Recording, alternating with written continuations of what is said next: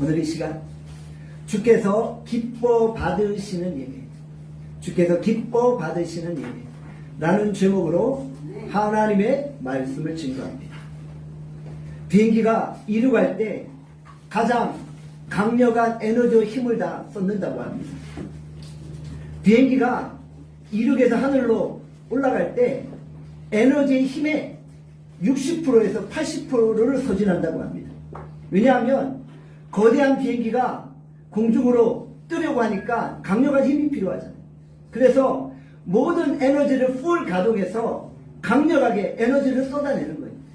그래야지만 이 비행기가 하늘을 향해 날아가는 거예요. 모든 에너지를 다 쏟아야만 이륙할 수 있는 것이죠. 모든 에너지가 풀 가동되어지기 때문에 이륙하는 순간 조그만 스파크나 조그만 불꽃이 튀어도 잘못하면 이 비행기가 폭발할 수 있다고 합니다.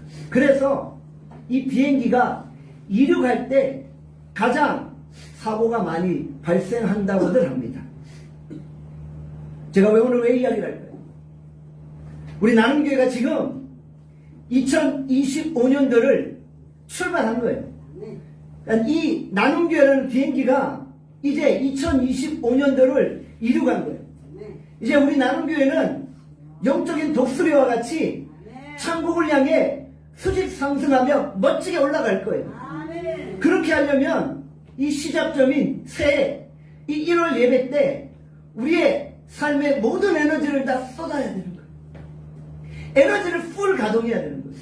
그래야지만 우리가 2025년 한 해를 멋지게 비행할 수 있는 것입니다.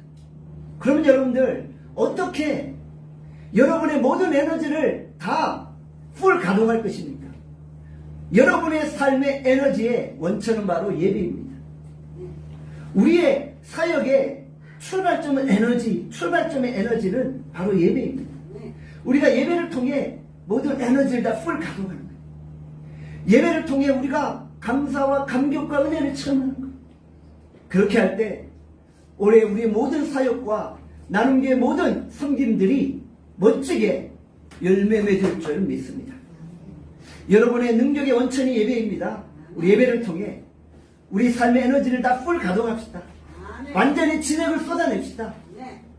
달아 없어지는 인생이 됩시다. 안 쓰면 녹슬잖아요. 녹슬어 굳어지는 인생이 아니라 완전히 달아 없어지는 인생이 됩시다. 저는 여러분들이 정말 올 한해 예배를 통해 녹슬어 없어지는 인생이 아니라 달아 없어지는 인생을 살아갈 수 있기를 주님의 이름으로 축원합니다. 우리가 예배 시간에 하나님을 집중하며 예배 드릴 때 영감이 떠오릅니다. 저는 여러분들이 예배 중에 하나님이 주신 영감으로 인생의 승리를 경험할 줄 있습니다.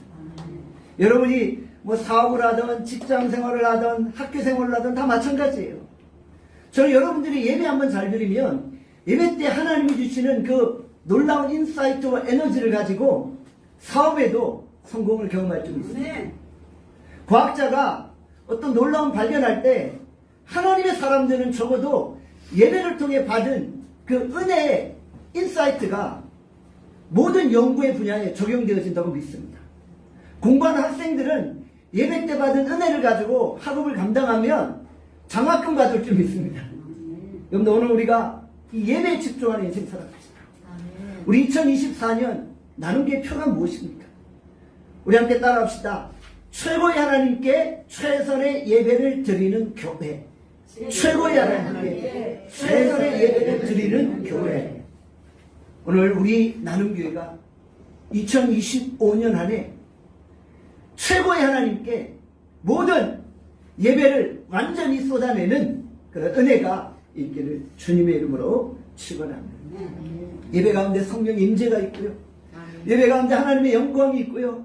예배 가운데 질병도 치료되어지고요. 예배 가운데 삶의 문이 열리고요. 예배 가운데 하늘의 문이 열리는 역사가 일어나는 거예요. 예배 가운데 우리가 기도하고 간절히 주의 은혜를 구할 때 성령이 비둘기같이 우리 가운데 머물고요. 우리의 막 몸이 뜨거워지는 거예요. 아무리 날씨가 추워도요. 성령 충만한 사람은 이 속에서 막 불같은 에너지가 쏟아나기 때문에 추위가 다 떠나가게 되어집니다. 오늘 우리가 이런 예배를 하나님 앞에 올려드리길 주님의 이름으로 축원합니다. 요한복음 4장 23절 말씀 우리 함께 볼까요? 우리 2025년도 나눔교회 표의 말씀이잖아요. 우리 다시 한번 말씀 읽어봅시다. 시작. 아버지께 참되게 예배하는 자 영과 진리로 예배할 때가 오나니 곧 이때라. 아버지께서는 자기에게 이렇게 예배하는 자들을 찾으시느니라. 아멘. 우리 하나님 아버지께서 참되게 예배하는 자를 지금 찾고 계십니다. 여기에 우리 수많은 성도들이 모여있잖아요. 일당 백의 성도들이 모여있잖아요. 그런데 우리 하나님은 이 자리에 모인 여러분들 가운데 누가 진정 참되게 예배하는 자인지를 찾고 계시다고. 모두가 예배를 드려도 하나님 오시기에는 다 같은 마음은 아닌 거예요. 하나님은 누가 영과 진리로 참되게 예배하는지를 찾고 계신다. 그렇기 때문에 예배가 매우 중요한 거예요. 하나님의 마음에 드는 예배를 드리면요, 하나님이 감동하시는 거예요. 조선시대 왕궁을 한번 가보세요. 이 내시들, 시녀들이 누구와 눈을 맞추려고 해요? 다 왕께 눈을 맞추려고 해요. 그 수많은 궁녀들이 있는데 궁녀의 평생 한 가지 소망이 뭐예요? 왕과 눈 한 번 맞추는 거예요. 왕과 눈이 한 번 맞춰지면 그때 완전히 인생이 달리는 거예요. 무술 인생에서 왕비의 인생으로 변화되는 거예요. 그러니까 평생 소원이 눈 한 번 맞추는 거잖아요. 오늘 예배는 어떤 시간이에요? 주님과 눈 한 번 맞추는 시간입니다. 주님 저 한 번 쳐다봐 주세요. 세상에 대통령이 쳐다보주는 거 필요 없어요. 세상에 권력자가 나 한 번 쳐다보주는 거 필요 없어요. 주님 나 한 번 쳐다봐 주세요. 주님 나 한 번 봐주세요. 눈을 맞춰주세요. 주님과 눈이 맞춰지면 내 인생이 끝납니다. 여러분 오늘 이러한 각오와 결단을 가지고 예배에 임하십시오. 오늘 예배는 진정한 예배자를 찾으시는 하나님과 눈을 맞추는 시간. 오늘 예배를 통해 주님과 눈이 맞춰지는 은혜가 있기를 주님의 이름으로 축원합니다. 그만큼 예배가 중요해요. 성경 전체는 우리에게 예배를 이야기하고 있어요. 역사가들이 역사를 쓸 때 어떤 관점을 가지고 있어요. 어떤 사람은 이데올로기라는 관점으로 역사를 써요. 어떤 사람은 자유나 인권이라는 관점으로 역사를 써요. 또 어떤 사람은 또 구속사라는 관점으로 역사를 써요. 구속사라는 관점으로 역사를 쓴 게 바로 성경인 거죠. 성령께서 구원사, 구속사라는 관점을 가지고 성경을 기록한 것이 바로 하나님의 말씀이죠. 여러분들 그래서 성경 안에는 구원받은 하나님의 백성들의 역사가 기록되어져 있습니다. 특별히 하나님의 백성들이 어떻게 예배 드려야 하는지가 기록된 것이 말씀이에요.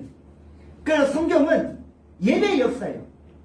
성경 전체가 예배를 강조하고 있고 하나님의 사람들이 창세기부터 요한계시록까지 어떻게 예배 드리는지를 보여주고 있다. 에덴 동산에서 아담과 하와가 어떻게 하나님과 대화하며 예배하는지를 보여주고 있죠.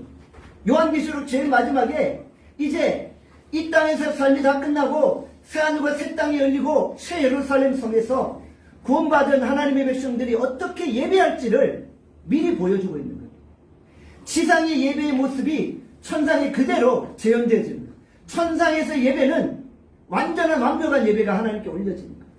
그럼 창세기부터 요한계시록까지는 예배라는 관점을 가지고 기록되어진 하나님의 말씀이라는 거죠. 그러니까 예배가 너무 중요하잖아요. 자, 그렇다면 예배를 두 가지로 나눠볼 수 있어요. 다른 거 없어요. 딱 두 가지예요. 예배는 하나님이 기뻐하시는 예배와 하나님이 기뻐하지 않으시는 예배가 있다. 그 예배의 대상은 하나님이에요. 그렇죠? 그러니까 하나님이 기뻐 받으셔서 인정하는 예배가 있고 하나님이 기뻐 받으시지 않으시고 인정하지 않는 예배가 있다는 것이죠. 오늘 우리가 어떤 예배를 드려야 돼요? 하나님이 기뻐 받으시고 하나님이 인정하시는 예배를 드려요. 제가 51년 동안 예배를 드렸어요. 51년 동안 하나님 앞에 예배를 드리는데 내 예배 삶을 돌아봤을 때 과연 하나님 51년 동안의 이 예배를 하나님이 온전히 기뻐 받으셨습니까? 제가 그런 질문을 해봐요. 매일 이 강단에서 새벽 기도를 하잖아요. 비가 오나 눈이 오나 새벽 기도를 해요. 코로나 시즌에도 여전히 변함없이 이 자리에서 예배드리고 무릎으로 기도했어요. 우리 성도들의 이름을 하나하나 불러가면서 하나님 우리 성도들 하나님 올 한해 강건케 하시고 은혜달라고 자녀들 축복하시고 국내에 있는 해외에 있는 자녀들 건강케 하시고 강건케 하시고 은혜달라고 계속 기도했어요. 그런데 만약에 제 예배가 하나님이 기뻐 받으시지 않는 예배라면 야 이거는 내 인생이 정말 허무할 거예요. 여러분들 그렇지 않아요? 내 인생을 걸고 내 평생을 이 재단에 바쳤는데 하나님이 기뻐 받으시지 않는데요. 그것은 정말 상상할 수 없는 일이에요. 저는 하나님이 내 예배를 기뻐 받으시지 않으실까봐 두려운 거예요. 설교하는 저도 예배자예요. 제가 설교자이기 때문에 저는 뭐 예배자가 아닙니까? 아니에요. 저도 하나님 앞에서 예배자예요. 자, 그럴 때 내 예배를 하나님이 지금 받으시는가? 내 자신에게 질문해요. 그리고 두렵고 떨림을 가지고 하나님 앞에다. 혹시 하나님 내 예배를 받지 않으시면 어떻게 하지? 오늘 우리가 이런 긴장함을 가지고 주 앞에 나아가는 거예요. 오늘 본문에 보니까 하나님의 마음에 합한 예배를 드린 아벨과 하나님의 마음에 합하지 않은 예배를 드린 가인이 등장하고 있다는 것이죠. 아벨은 양을 치는 자였어요. 가인은 농사하는 자였어요. 아벨은 양을 치는 자였기 때문에 양의 첫 새끼를 하나님 앞에 드리며 예배드렸어요. 가인은 농사하는 자였기 때문에 땅의 소산 중의 일부를 하나님께 드리며 예배를 드렸어요. 창세기 4장 3절에서 5절의 말씀입니다. 우리 같이 창세기 4장 3절에서 5절 말씀이 있습니다. 시작. 세월이 지나자 가인은 땅의 소산으로 제물을 쌓아 여호와께 드렸고 아벨은 자기 양의 첫 새끼와 그의 기름으로 드렸더니 여호와께서 아벨과 그의 제물은 받으셨으나 가인과 그의 제물은 받지 아니하신지라. 아멘. 오늘 우리는 하나님이 받으시는 예배를 드렸던 아벨과 하나님이 받지 않으시는 예배를 드렸던 가인을 보게 되어집니다. 똑같이 예배를 드렸어요. 똑같이 같은 시간에 예배를 드렸어요. 그런데 하나님이 왜 아벨의 예배는 받으시고 가인의 예배는 받지 않으셨을까? 여기에 똑같이 예배를 드려요. 여기에 모든 사람이 예배를 드려요. 그러나 우리의 예배가 하나님이 받으시는 예배가 될 수 있고 하나님이 받지 않으시는 예배가 될 수 있다는 거예요. 오늘 이것을 우리가 긴장함으로 드려야 되는 것이죠. 아벨은 하나님이 받으시는 예배를 드렸기 때문에 하나님 앞에 의인이라고 인정을 받았어요. 가인은 하나님께 합당하지 않은 예배를 드려서 죄의 후손이 되었고요. 악인의 후손이 되고 말았던 것이죠. 예배는 아벨과 가인의 인생과 운명을 갈라 놓았던 것입니다. 예배 때문에 인생이 갈리는 거예요. 여러분의 오늘 예배 때문에 여러분의 인생이 갈린다면 우리가 예배를 어떻게 하나님께 드려야만 할까요? 예배를 잘 드리면 의인의 후손이 돼요. 예배를 잘못 드리면 악인의 후손이 될 수 있다는 거 우리가 기억해야 되죠. 오늘 본문에 보니까 이런 말씀이 있어요. 아벨과 그의 제물을 하나님이 받으셨다고 기록을 하고 있고요. 가인은 가인 드린 예배뿐만 아니라 가인 자신을 하나님이 받지 않으셨다라고 기록을 하고 있습니다. 오늘 여기가 중요한 포인트입니다. 우리가 하나님 앞에 예배 드릴 때 우리가 예물을 들고 나오잖아요. 근데 하나님은 제물만 받고 받지 않으시는 게 아니라 그 사람 자체도 받고 받지 않으신다는 거예요. 아벨과 그의 제물, 본문에 기록된 대로 가인과 그의 재물 동시에 받으시기도 하고 받지 않으시기도 한다.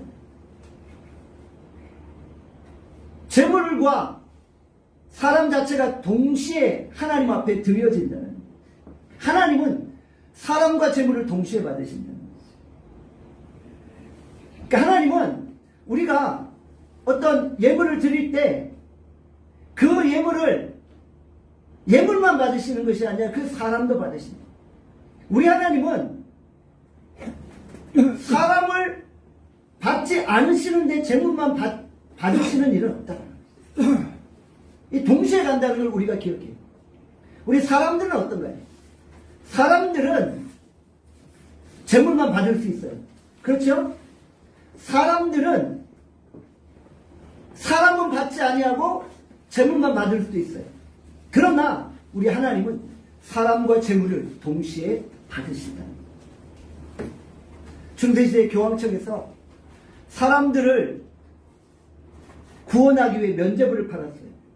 면죄부를 팔아서 돈을 주고 구원을 사고 팔았어요. 이것은 어떤 현상이에요? 사람은 받지 아니하고 재물만 받는 거예요. 사람 필요 없다는 거예요. 그냥 재물만 내놓으라는 거예요. 근데 우리 하나님은 그런 법이 없는 거예요. 재물만 갖다 바친다고 하나님이 좋아해, 기뻐 이러시잖아요. 오히려 주님이 뭐라고 말씀하시겠어요? 야, 재물 필요 없어. 나는 너 자신을 받기 원해 라고 말씀하시죠. 근데 중세 시대에는 사람 너 자신 필요 없어. 재물만 가져와. 이렇게 하면서 면죄부를 팔고 구원을 사고 파는 그런 일들을 벌였다는 것이죠. 사랑하는 여러분, 오늘 우리가 예배자로 나올 때 주님 앞에 나를 드려야 돼요. 나를 드려야 돼요. 재물 드리며 나도 드려야 돼요. 근데 우리가 몸은 와 있는데 몸은 딴 곳에 있는 것처럼 생각이 다른 곳에 가 있으면 하나님은 사람과 재물도 받지 않으십니다. 그러니까 우리에게 무엇이 중요해요? 얼마를 바치고 무엇을 바치느냐가 중요한 게 아니라 나를 어떻게 바치느냐가 중요해요. 오늘 여러분들이 내 자신을 하나님께 바칠 수 있기를 바랍니다. 그러니까 왜 하나님이 가인의 예배를 안 받으셨겠어요? 가인도 똑같이 농사한 것으로 재물을 삼아 예배를 드렸어요. 근데 가인 자체를 안 받으신 거예요. 가인 자체가 하나님 앞에 믿음이 없었기 때문에 안 받으신 거예요. 자, 히브리서 14장 11장 4절에 정확하게 이 아벨과 가인의 예배를 언급하고 있다.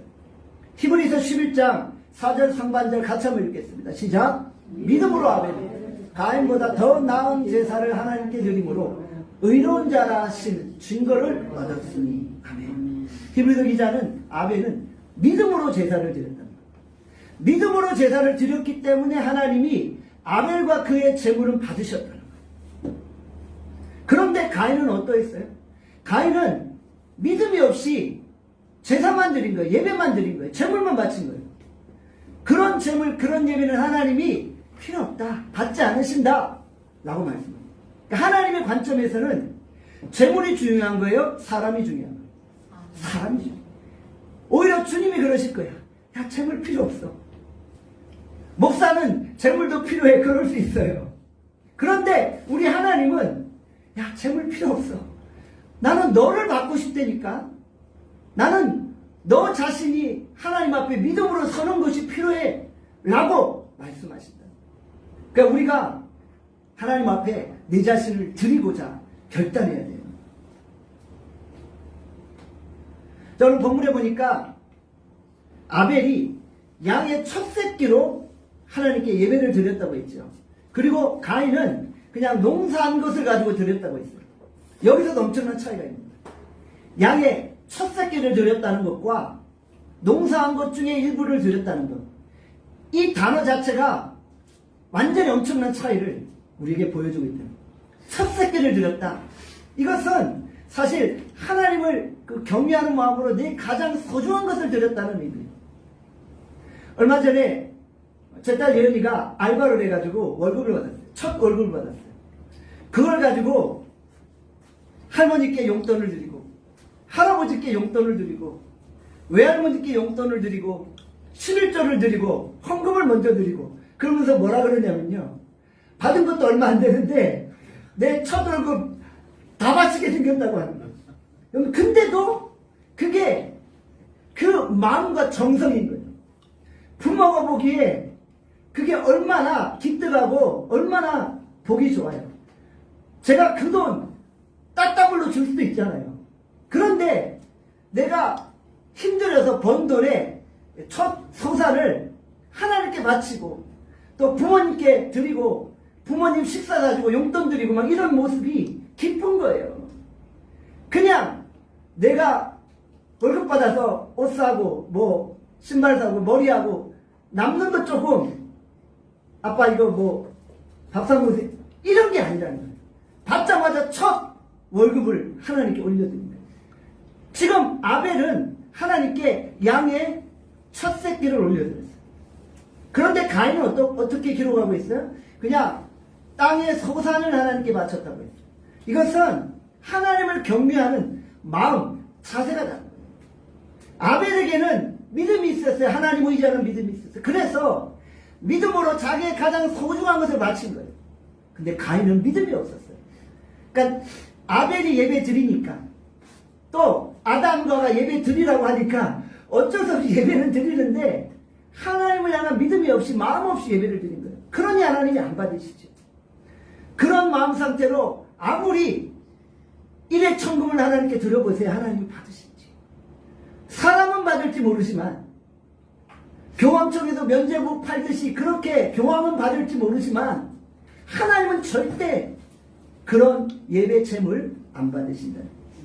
자, 출애굽기 13장 12절에 뭐라고 말씀합니다. 같이 읽겠습니다. 시작. 너는 태에서 처음 난 모든 것과 내게 있는 가축의 태에서 처음 난 것을 다 구별하여 여호와께 돌리라. 처음 난 것은 다 하나님의 것이니까 하나님께 돌리라고. 여러분들 이것이 너무나 중요한 레위기의 진리라는 거예요. 이것이 너무나도 중요한 하나님의 율법의 진리라는 거예요. 첫 새끼 첫 소산 내 것이니까 내게 바치라고 하는 게 하나님의 명령이에요. 이것은 처음 것을 바침으로 내 모든 것이 하나님께 속한 것이라는 고백을 하는 거예요. 주님이 다 바치라 그러지 않았어요. 다 바치면 우리 뭐 먹고 살아요? 주님은 나에게 모든 걸 다 바치라는 것이 아니라 처음 것을 바침으로 내게 가장 소중한 것을 주께 바쳤다는 증표를 보이라고 말씀하고 계시는 것이죠. 아벨은 자신의 가장 소중한 것을 정성껏 하나님께 드림으로 믿음의 사람, 의인으로 인정받았던 것이죠. 가인은 하나님께 예배드릴 때 이미 믿음을 저버림으로 하나님이 그를 받지 않으셨다. 어떤 학자는 아벨은 양을 죽여서 피의 제사를 드렸기 때문에 하나님이 받으셨고 가인은 피의 제사가 아니라 그냥 곡식의 제사를 드렸기 때문에 받지 않으셨다라고 해석을 해요. 여러분들 잘못된 해석이에요. 가인은 농사 짓는 사람이기 때문에 자신의 농사의 소산의 일부를 드리는 게 맞는 거예요. 그렇게 해석해서는 안 된다는 것이죠. 여러분들 오늘 우리가 평생 하나님 앞에 예배드려도 가인같이 예배드리잖아요. 하나님 절대 안 받으세요. 그러니까 평생 예배 드렸지만 내 예배를 하나님이 받지 않으실 수도 있다라는 우리 긴장감을 가져요. 그 예배 때마다 누구를 바라봐야 돼요? 예배 때마다 하나님께 시선을 고정하고 하나님과 눈이 마주치고자 해야 되는 거예요. 하나님 내 예배 오늘 받으시기를 원합니다. 하나님 정말 하나님이 기뻐하시는 예배를 한번 제대로 드려보겠습니다. 우리 나눔교회가 2025년 최고의 하나님께 최선의 예배를 드리기로 결단했습니다. 이 새해 우리가 예배를 통해 한 해를 움직일 수 있는 에너지와 동력을 공급받겠습니다. 최고의 예배를 하나님께 올려드려 하나님을 마음껏 기쁘시게 하겠습니다. 예배를 드리면 인생이 달라지고 운명이 달라져요. 가인을 한번 보세요. 가인이 예배 한번 잘못 드리니까 어떻게 돼요? 결국 죄의 지배를 받고 살인자가 되어버렸잖아요. 아벨은 예배 한번 잘 드려가지고 의인으로 인정받고 의인의 죄의 반열에 들어섰는데 가인은 예배 한번 잘못 드려가지고 살인자가 되고, 오늘 본문에 보니까 죄가 가인을 다스리게 되었어요. 가인이 죄의 조상이 되어버린 거예요. 가인이 살인자가 되었고요. 그 예배 한번 잘못 드려가지고 도망자가 되었고요. 사람들이 자기를 죽일 것 같아서 두려움 가운데 떠돌이 인생을 살고 말았다는 거예요. 예배 한번 잘못 드리니까 이런 비참한 인생을 살 수밖에 없어요. 여러분들 어떻게 예배 드리실래요? 정말 우리가 한 번 예배를 통해 하나님께 의인으로 칭함받기를 주님의 이름으로 축원합니다. 히브리서 11장 4절 하반절에 이렇게 말했습니다. 같이 한번 읽겠습니다. 시작. 그가 죽었으나 그 믿음으로써 지금도 말하느니라. 아벨은 결국 가인으로 말미암아 일찍 죽인다 했어요. 아벨은 일찍 죽었지만 2025년 지금 이 시간에도 계속 믿음으로 우리에게 말하고 있는 거예요. 예배가 무엇인지 우리에게 말해주고 있는 거예요. 아벨은 이미 일찍 죽어버렸어요. 그가 죽었으나 그 믿음으로써 지금도 우리에게 말하고 있는 거예요. 어느 누가 태어나면서 살인자가 되고 싶겠어요? 어느 누가 태어나면서 도망자가 되고 싶겠어요? 그렇지 않았을 거예요. 그런데 하나님 앞에 온전한 예배를 드리지 못했기 때문에 죄의 지배를 받고 살인자의 도망자로서 살아갈 수밖에 없었던 거죠. 하나님께 예배 잘 드린 아벨은 그의 예배의 모습과 믿음이 후대에 계속 알려지는 역사가 일어납니다. 저는 여러분들의 예배가 후대에 계속 증거되고 알려지는 은혜가 있기를 원합니다. 여러분의 자녀들이 여러분의 예배를 보잖아요. 여러분의 자녀들이 여러분의 예배와 신앙을 보잖아요. 그 신앙과 믿음을 보면서 우리의 자녀들이 본으로 삼을 수 있기를 원합니다. 지금은 도저히 우리 부모의 신앙과 믿음이 이해가 안 된다라고 말할 수 있어요. 여러분들 자녀들이 그런 말 하시는 거 자주 들어보셨죠? 난 엄마가 도저히 이해가 안 돼. 왜 그래 교회에 미쳤어. 우리 엄마 정말 교회에 미쳐가지고 저런 건지 나 도저히 이해가 안 돼. 본인은 이해가 안 되죠. 아니 육의 사람이 어찌 영의 것을 이해하겠어요. 보이는 세계를 사는 사람이 보이지 않는 세계의 것을 어떻게 이해하겠어요. 그러나 우리 부모의 기도가 자녀들의 내면에 다 쌓여있어요. 우리 하나님이 어린 시절부터 그 자녀의 머리에 손을 얹고 기도했던 그 기도를 다 기억하시고 차곡차곡 저축해 놓으셨어요. 어느 날 우리의 자녀가 영적인 변화와 영적인 혁명을 일으켜서 어느 날 부모를 이해하고 깨닫게 돼요. 아, 우리 부모님이, 우리 어머님이 그렇게 날 위해 기도했지. 우리 어머님이 예배를 그렇게 소중히 여겼지. 공부하는 거, 학원 가는 거 이런 거 예배랑 비교할 수 없이 우리 어머니가 생각했지. 예배를 소중히 여겼지. 이걸 자녀들이 깨닫는 역사가 일어날 줄 믿습니다. 가인의 이름의 뜻은 얻는다, 소유한다라는 그런 의미예요. 아벨의 이름의 뜻은 험하다는 의미예요. 우리는 가인과 아벨의 이름을 보면서 우리의 인생을 보게 됩니다. 우리가 끝없이 소유하려고 하잖아요. 이 세상의 삶이 소유하는 인생이잖아요. 그런데 끊임없이 소유하지만 결국 뭘 느껴요? 허무함을 느끼는 거예요. 고독함을 느끼는 거예요. 결국 우리가 가인과 아벨을 통해 무엇을 보게 돼요? 모든 것을 소유하고 자라했지만 허무했던 우리 인생이 예배를 통해 회복되었죠. 저는 가인과 아벨을 통해 우리 나눔교회 성도들이 올해 예배를 회복하고 정말 아벨과 같이 온전한 예배를 하나님 앞에 올려드리기를 주님의 이름으로 축원합니다. 우리 나눔교회가 2025년 안에 정말 최고로 멋진 예배를 올려드리기를 결단할 수 있기를 원합니다. 우리 나눔교회는 정말 예배 하나는 잘 지키는 교회인 것 같아요. 제가 생각해도 우리가 적어도 시간을 꼭꼭 정해가지고 비가 오는 눈이 오는 항상 이 자리에 예배 드리는 것 같아요. 그 코로나의 그 힘든 시간을 거쳐왔을 때도 단 한 번도 우리가 예배를 멈춘 적이 없어요. 한결같이 예배 드렸죠. 저는 하나님이 그 예배를 받으실 줄 믿습니다. 우리 나눔교회가 저녁 부흥 기도를 하면서 제가 마지막 날 정말 하나님 앞에 다시 한번 비전을 선포했죠. 이사야 60장 22절의 비전입니다. 우리 같이 이사야 60장 22절 말씀했습니다. 시작. 그 작은 자가 천명을 이루겠고 그 약한 자가 간국을 이룰 것이다. 때가 되면 나 여호와가 속히 이루리라.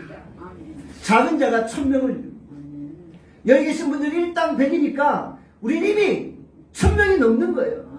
작음에도 불구하고 1000명을 이루는 영적인 거룩한 독수리들이 넘쳐나는 거예요. 거룩한 영적인 독수리들이 예배 에너지와 동력을 가지고 2025년을 이륙하는 거예요. 영적인 그 비행기를 띄우는 거예요. 그리고 성령의 그 인도하심과 조명하심 가운데 이 2만 피트 상공을 멋지게 날아가는 거예요. 영적인 독수리는 어떠한 폭풍우 속에서도 날개를 살짝 돌리면서 수직 상승하는 거예요. 참새는 폭풍우에 휩쓸려 다니지만 영적 독수리는 폭풍우가 불어도요 그것을 유유자적하면서 뛰어넘고 오히려 더 강력하게 그 폭풍을 에너지 삼아 상공을 향해 날아가는 거죠. 여러분들이 정말 예배를 통해 우리가 강력한 에너지를 공급받아서 작은 자가 천명을 이루고 약한 자가 강국을 이루는 축복을 경험하길 원합니다.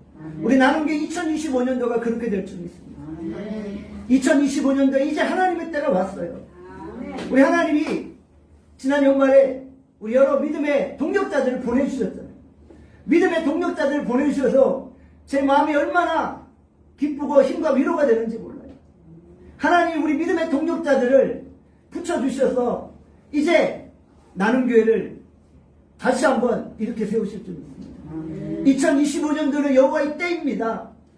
때가 되었음에 나 여호와가 속히 이루시겠다고 이제 약속하셨습니다.